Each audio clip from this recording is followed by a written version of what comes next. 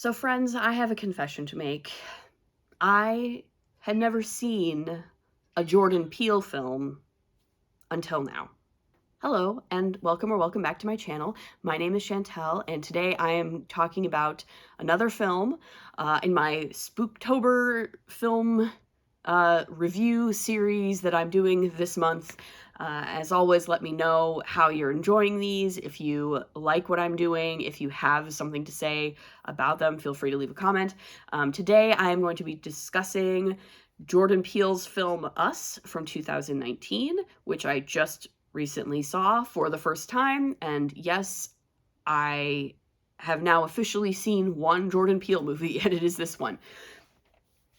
So, look, I'm always a little bit skittish, a little bit gun-shy about new horror films. I'm a little bit persnickety about which ones I watch, and I usually make my best friend vet them for me because they know me very well. They know what I like, what I don't like, what will be okay for me, what will disturb me too much. And so they're usually the one that I rely on to let me know if this is if any given horror film is a film that I should be seeing. And they told me that I should probably watch Us. So I did. This was actually the second in a double feature that was paired with Invasion of the Body Snatchers from 1978, which you should be able to watch my previous video review on that film. And this was a particularly good pairing, I felt like. I really enjoyed both of these films individually, but I also did really enjoy them paired together. I think there's definitely some interesting through lines between both of them. Of course, this is sort of a doppelganger double feature, right? Because Us is, of course, a kind of doppelganger horror film. But I felt like both of these films are commenting on the specific context in which they're made in very interesting ways and in ways that are very complementary to each other. So yeah, if you're not familiar with Us, this is a film from, as I said, 2019. It's about a family who go on, they're visiting their summer beach house for a period of time.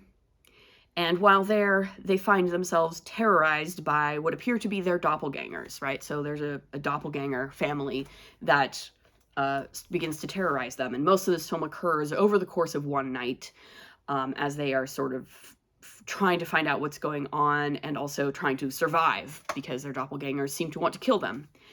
And so it's a very scary film and a very interesting film in a lot of ways. If you aren't unfamiliar with Jordan Peele, of course, he has a lot to say about America, about society, about race relations, about class, about education, about politics. There's a lot of things going on in these films beyond just the surface level. I am incredibly happy that I watched this film because I enjoyed it thoroughly.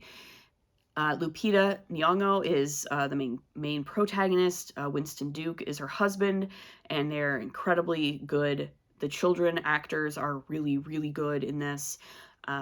And yeah, this film does have a lot to say about Trump America, right?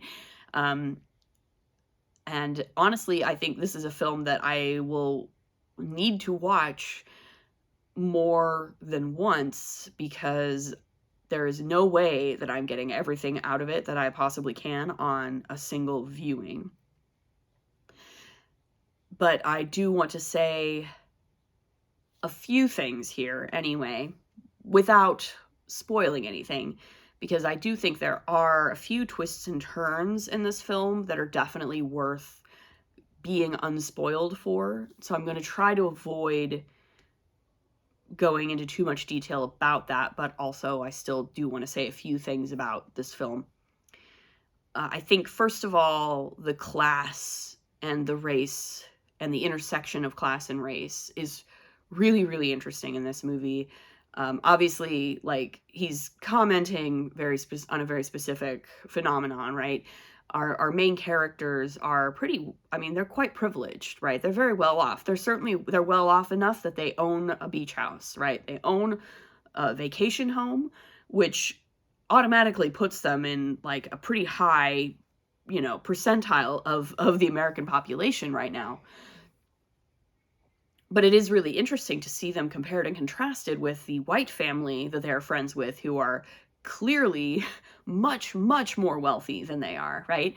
And I think that is a really interesting and important distinction to make. There's a lot of gradations of privilege in this film, and, the doppelgangers themselves, not least of all, or maybe they are the least of all in some ways, in terms of the ladder, the privileged ladder, so to speak. But it is really interesting, this sense of,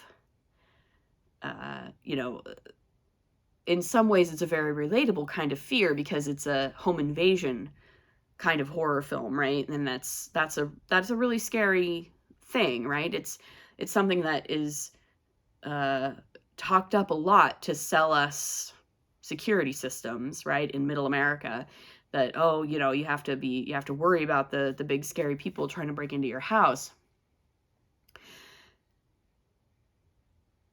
But it is telling, I think, that, the home invasion is themselves, right? It's the self that is the real monster in this film, to some extent. The mirror self. There's I could again, give me a couple more watches of this film and I could probably write you a 20-page essay about it, and about the various intersections of privilege and class and race that are going on here. I did think it was really funny that Winston Duke's character is wearing a Howard University sweatshirt through most of this film, and of course Howard is a one of the most prestigious historically Black universities in America, and the shirt just gets progressively dirtier and bloodier as the film goes on, and I'm like, yeah, nothing in this film is unintentional, right? Like, everything in this film is hammering a point home, and that one's just one of the more obvious in the film when you think about it. And so yeah, that's. And then there's the homeless man. Like, I could write several paragraphs just about the homeless man. If you know, you know. But that was a really gut punchy kind of moment for sure. So yeah, I feel like this is a very disjointed kind of review. It's hard for me to be coherent about a film that is really doing a lot, and there's layers upon layers. But I think that's the beauty of good filmmaking, like all good art, right? Is that nothing is accidental about it. Everything is there for a reason, and the really good movies you can watch over and over again, and you can pick them apart thematically, visually, in terms of the music, like some of the soundtrack choices, just wow, really, really on point. Again, there's a moment when a character is trying to get their smart home device to call the police, and if you know, I don't want to spoil anything, but it's a moment that is both really funny and also really has a lot. Like, there's just so much to say there about late stage capitalism in America, and white privilege, and the commercialization of art, and the way that technology rules our lives but is still deeply, deeply flawed, and so many things going on there. I will also say that what I really deeply appreciated about this film was how entertaining it genuinely is. It's a really fun movie to watch. So even if you don't feel like going into all the layers of it, you don't have to. You can still just watch it and just have a really good time because it is very entertaining. It's often very funny. Obviously, Jordan Peele has a great sense of humor. It's got some really great funny moments, some really great horrific moments. Peele is incredibly good at building and releasing tension in ways that, um, to me, feel very Hitchcockian, right? To me, nobody does the build and release of tension better than Hitchcock, but Peele really uh, does a good job of that as well in this film. You really have that build of tension, and then a really scary moment, and then a quick release. Maybe there's a joke, maybe there's something else that happens that breaks the tension, and then you can start building it again.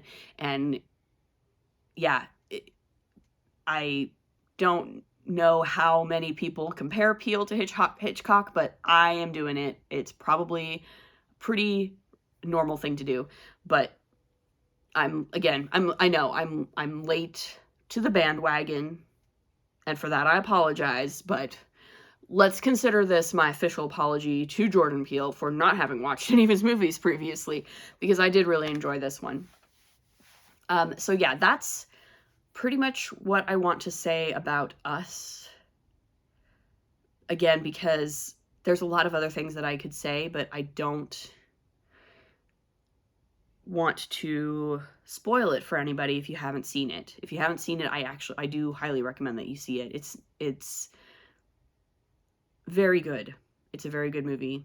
It's scary, it's funny, it's entertaining, and it has a lot to say, which all the best horror movies always do. So yeah, that is Us, directed by Jordan Peele from 2019. And that is my latest October Halloweeny scary movie review. If you've seen Us, let me know in the comments below how you liked it. Let's talk about the dance sequence and all that other stuff that's really good and possibly spoilery, and how well structured this film is. If you haven't seen it, you should see it. If you like this video, please leave a like. If you want to see some more, you can subscribe, and we'll see you in the next one. Bye.